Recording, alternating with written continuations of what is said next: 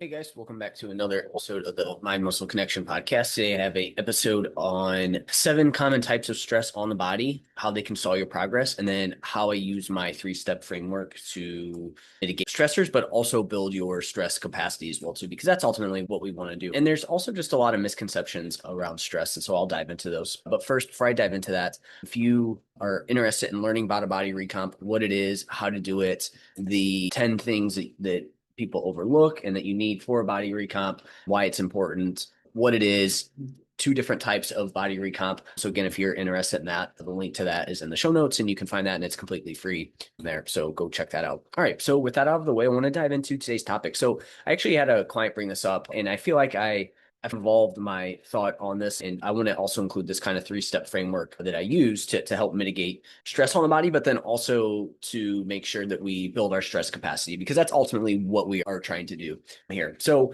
first, I want to start with just some misconceptions around stress. So people hear stress, and stress is not really the problem, right? We need stress to grow. For example, we'll talk about what stress is, but we need to do hard things, strength training, conditioning, life challenges, getting to healthy body fats. Like we need things to expand our ability to grow, right? So we never want to take this as, oh, hey, stress is a bad thing and we need to avoid it at all costs. I feel like that is where people end up going with this. But the real issue is when your total stress load gets too high.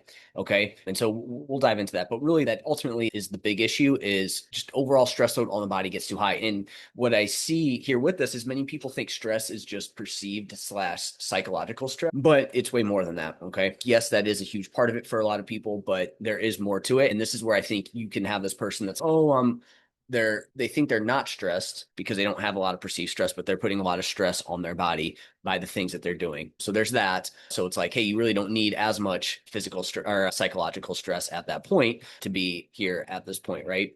So there's that, right? But what's even worse is your body, again, isn't going to separate these stress into categories. So whether it's from your workout, your job, or your gut, it's all going to fill the same stress buckets there. And then on the other end of the spectrum, you have the person that is, oh man, I'm just super stressed, and that's what's causing me to not see progress and all these things. And really what it comes down to is they have a low capacity to handle stress. And so everything feels way more stressful than it really is. And then this leads to people like underdoing things, right? But it ends up being a vicious cycle for both of these people, because your body is in this state of just focused on survival versus being in a place to want to adapt and grow and build, right? So it is a vicious cycle there, right? So as I said, when your bucket overflows, your body shifts into a more defensive, less adaptive state, making it harder to change your body composition, and performance is going to suffer as well too, right? So for most of my clients, it's going to be a combination of too many unnecessary stressors. Okay. And we'll talk about what those are. So it's just a lot of unnecessary stressors on the body there. Then from there, we have poor management of that load. And a lot of times the management of that load is things we're trying to do to quote unquote mitigate our stress, is just adding more stress to the body. And then on top of it, then people just try to add more on top of an already overwhelmed system. And what I mean by that is they try to do way more workouts. They try to add a calorie deficit on top of this. And again, it's just your body is just not in a state to be adaptive. And so everything's going to feel overwhelming to the body and you're going to feel like you're going uphill. So it's not just one thing. It's usually a combination of these things, right? So again, you have a week where you're super stressed at work. That doesn't mean that you can't make progress and that things are, oh, that's why you're gaining all this weight, or that's why you're not making the body composition change. It probably has to do with there's other stressors on the body that you're not aware of. You aren't managing that stress well, and then you're just trying to continue to potentially do more things on top of it. So again, what does this mean for your results? If we want to talk specific results here, muscle building is going to slow down. It's going to be harder for you to build muscle. It's going to be harder for you to recover and perform well in your training, which in turn is going to slow down muscle growth, right?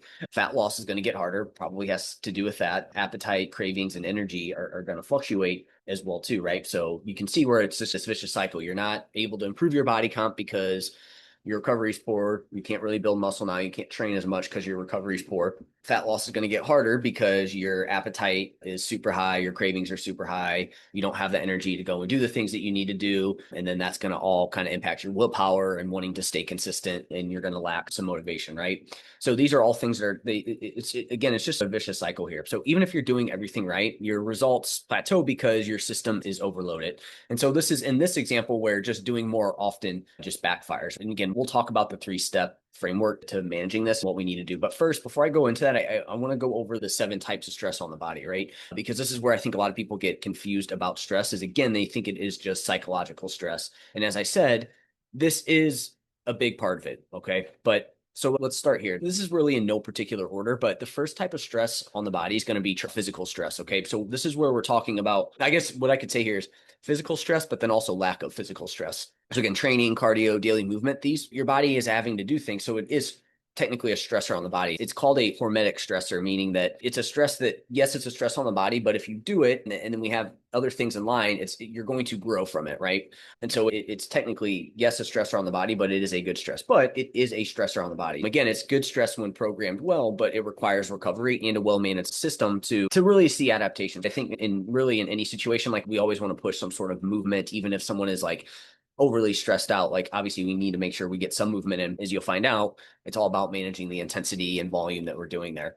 And again, a lack of physical stress plus poor cardiovascular fitness is also a stressor on the body. It's just a negative one though. But again, they are both stressors on the body. One's a good one if we dose it properly, and then the other one of no physical stress is also a stressor on the body because we need that. Our body's meant to move, and there's a mismatch in today's modern environment where we don't have to do that now. In our body, our brain is naturally going to be like, okay, hey, if we don't have to move, we don't want to. It was just really that when we evolved, we had to move because that was how we got food. And we need energy to survive and to grow and reproduce. But in today's modern environment, we don't really need to move to get food. We can just press a button and you can get 5,000 calories and you might not have to move at all. And so there's this mismatch of giving your body what it wants, which really it wants energy, particularly calorically dense energy, calories, because that's going to give you as much calorie as possible in a very efficient way. But don't brains want to be lazy and they want to expend as little energy as possible. So if we don't force ourselves to go do that in today's modern environment, it's not going to be something that just happens unless obviously you have a job that requires that. So again, a lack of physical stress and poor cardiovascular fitness is a stressor on the body. But again, a movement and physical activity is a stressor on the body, but it can be a good one if we manage it properly. Because again, just if we don't manage it properly and everything else in the system is overloaded, it's just another stressor on the body. But as I said, like no matter what, we want to make sure we get some movement in no matter what, because even if you do have a high stress load, I think you should still obviously move because it's going to be helpful. We need to do that because if we don't, it's just going to add other stressors to the body. And then we have psychological stress, right? This is perceived stress. And this is what people mostly think when they hear stress, right?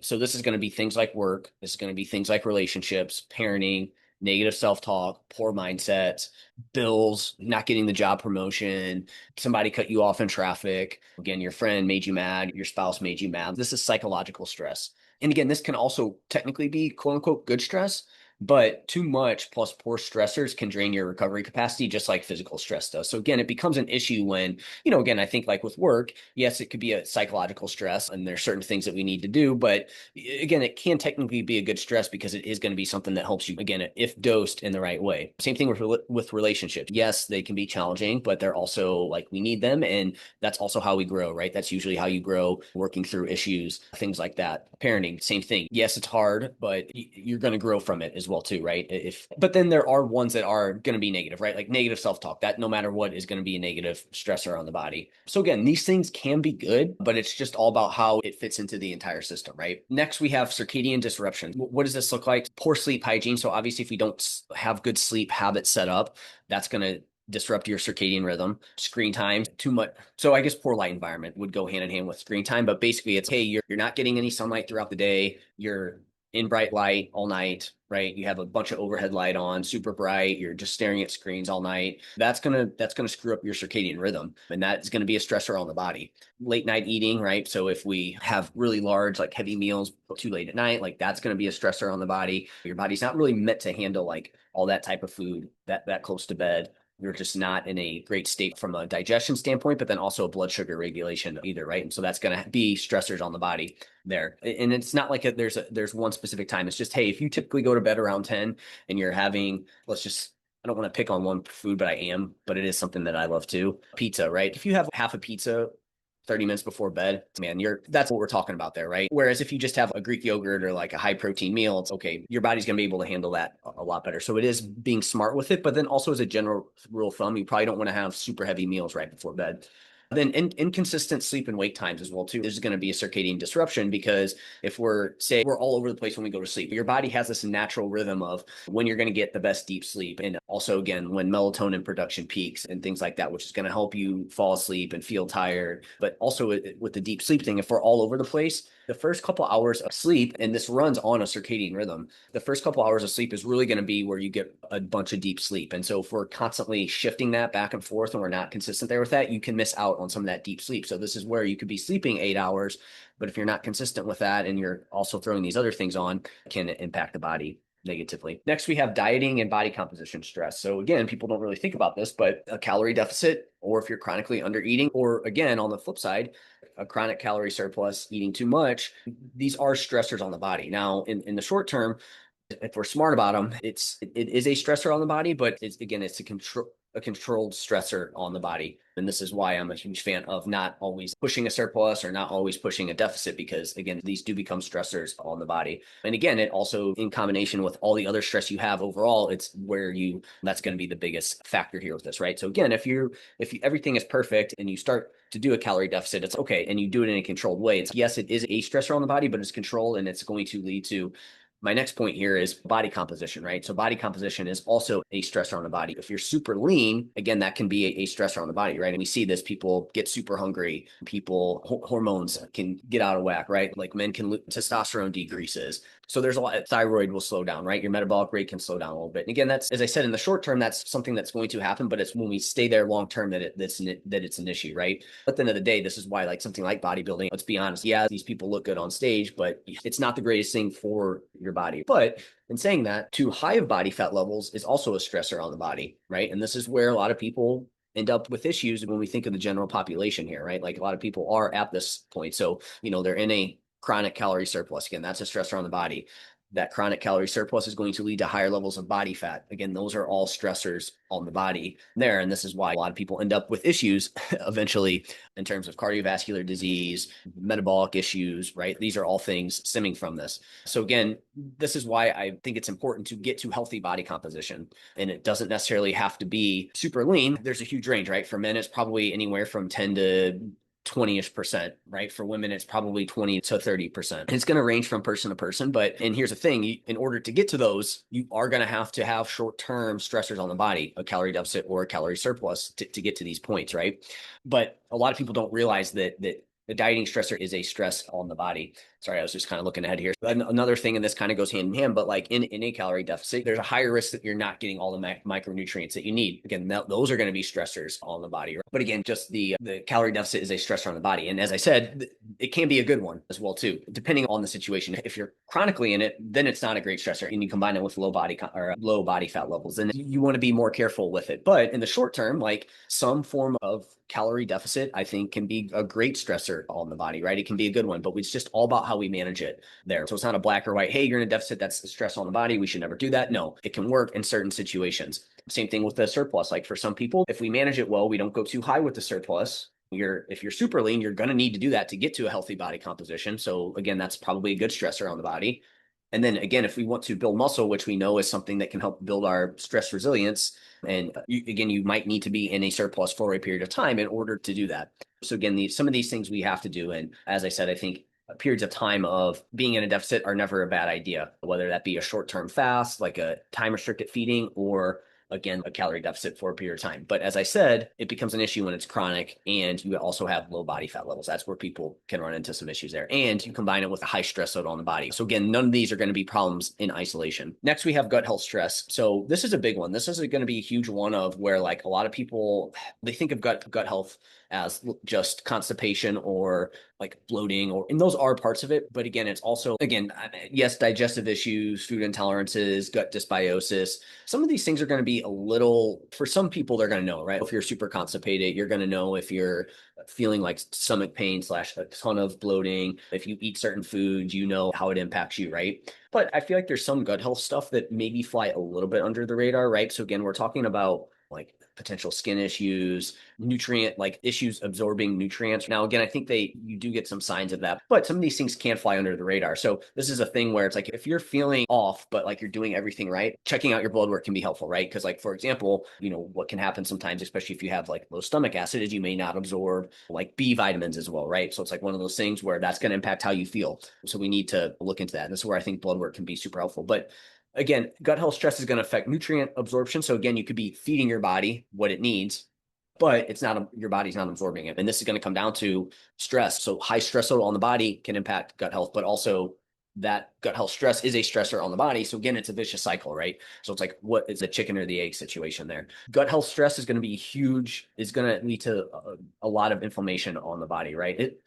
I shouldn't say a lot, but it's going to at least have this chronic low amounts of inflammation throughout the body if you're having issues there. I just had a consult call with a potential client. She ended up not signing up. She's mentioning that she's having, towards the end of the day, a lot of inflammation issues. She's had some hip injuries and she's going to doing sports massage and seeing a physio, and she hasn't seen any improvement. And again, I think those things are great and you should do that.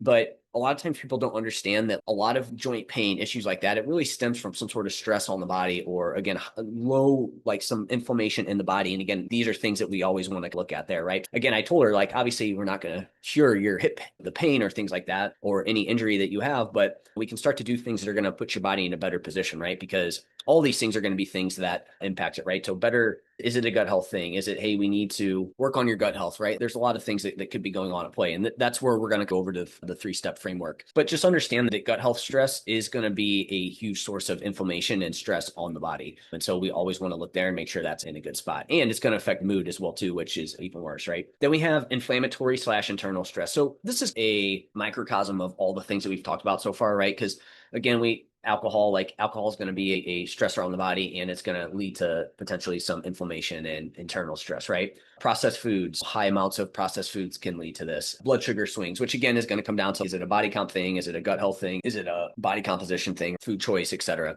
Immune strains, poor oral health, right? So again, that's a big one that people don't think about. Oral health is going to impact gut health, but it's also going to impact like just like low amounts of inflammation in the body. Again, micronutrient status, we talked about that. Certain medications can lead to this, right? So again, we need to look at these things as well too, because these are adding stressors to the body. Now, as I said, some of these things, if we work on them, it will help these as well too. And then we have environmental stress, right? So this is where we're talking like toxins, mold, noise pollution, water, air quality. Again, these are small, like microplastics, things like that. These are often small and endocrine disrupting chemicals, right? Like things like that. To me, I put this last because they're important, but they're often small on their own, but they're more cumulative when it's combined with other stressors, right? So the more stress we have on our body, the more that these are probably going to impact us, right? So long story short, most people don't realize what a stressor on the body is. So they end up doing more when the goal needs to be learning how to provide the right stressors at the right time versus just doing more when things aren't going their way. Also keep this in mind. One stressor by itself isn't an issue, right? It's a cumulative effect of all stressors on the body, plus how resilient you are to these stressors. I think in terms of resiliency, it's going to be partly based on genetic. Some people are going to be able to handle more stressors on the body than others, but it's also really like important in terms of what you do versus just continuing to accumulate the stress on the body, right? So now this brings me to the 3-step framework. Okay. This is where we can actually get practical with this. Again, I have this 3-step framework to manage total stress load and to build your capacity to handle more, right? And by doing this, we're going to get your body to be able to respond again. And you're going to find that you're going to be able to have more of these stressors in, and it's going to have less of an impact on you, right? As I said, if your body's not responding, it's probably not because you're lazy or you need to do something, like you need to do more training, or again, if you're not doing any, then yes, you do need to do some, but you probably don't need to do some new crazy program or you need to cut your calories, right? It's likely because the total stress load on your body is too high and you're just not managing it well. Progress isn't just about doing more. It's about doing the right things for your current stress capacity plus building that capacity over time. Okay. So again, where you're currently at is going to be huge there in terms of what we can do to your body, right?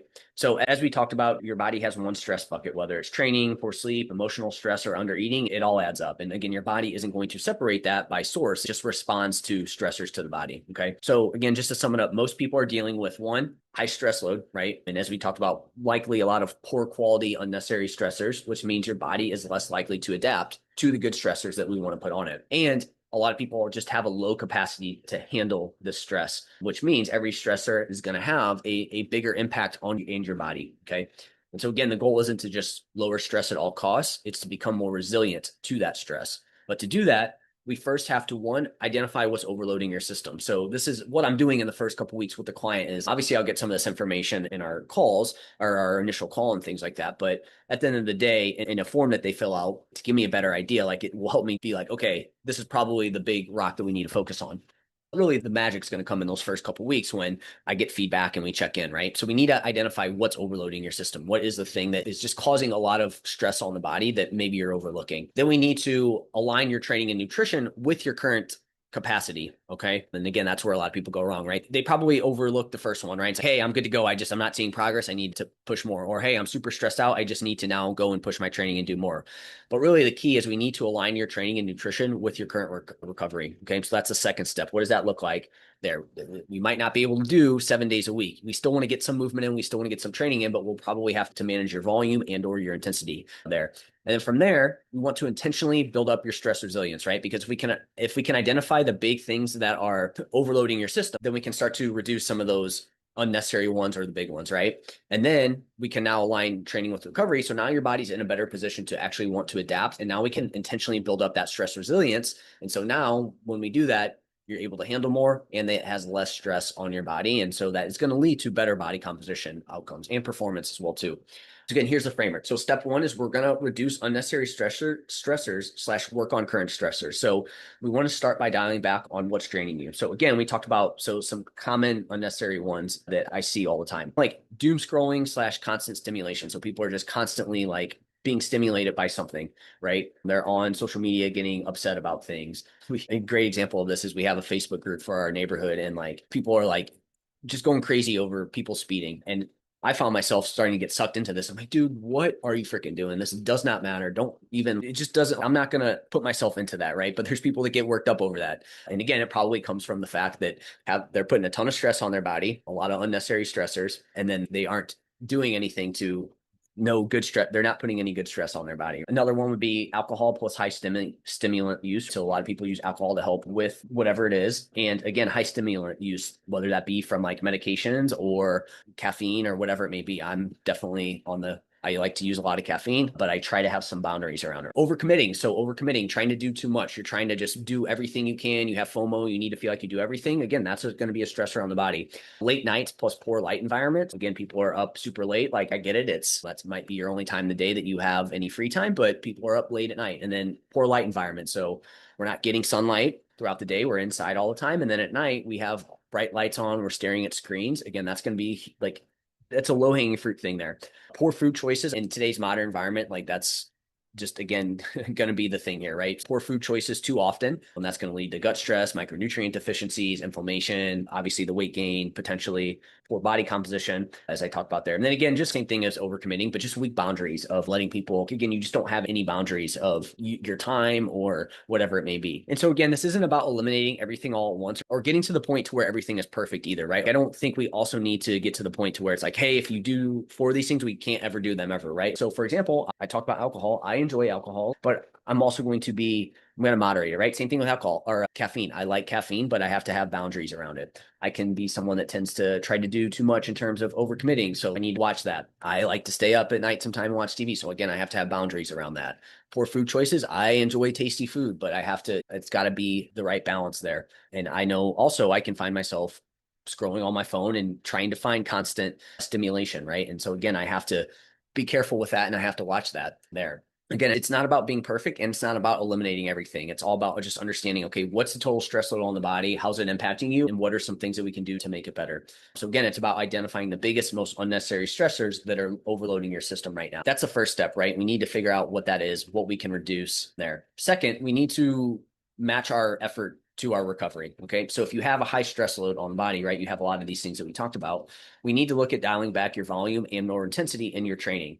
We also need to be careful with deficits or surpluses. You can still do them potentially, but you have to be smart about it. So a good example I'd like to bring up here is when we had our first child, our only child, I don't know why I say the first, it doesn't matter. Either way, We had him, and I knew at that period of time I wasn't going to push the surplus and I wasn't going to be fat loss dieting, and I was going to back off my volume of training that I was doing, right? Because my body is just going to have a high stress load on it. There's going to be a lot of psychological stress, but there's also going to be circadian disruption stress. So there's a lot of those things. So it's, hey, I have to back off there. It's not that I'm not going to do anything. It's just I need to manage my volume and intensity around that time. When I look at what during that time is, hey, I'm going to fuel myself with food that I know is going to make me feel good versus like just relying on takeout or something like that. Again, we had some tasty food, but I still need to get that good base in there. From a circadian disruption standpoint, we're going to be waking up multiple times a night, but what are the things I can do to help set that? I can still go out and get sunlight during the day. I can make sure that I'm not scrolling on my phone in the middle of the night when he wakes up, right? These are some things that we can do here with that. Again, we still want to train. We just need to watch our output here with this. Okay. Now, if we get you to the point to where you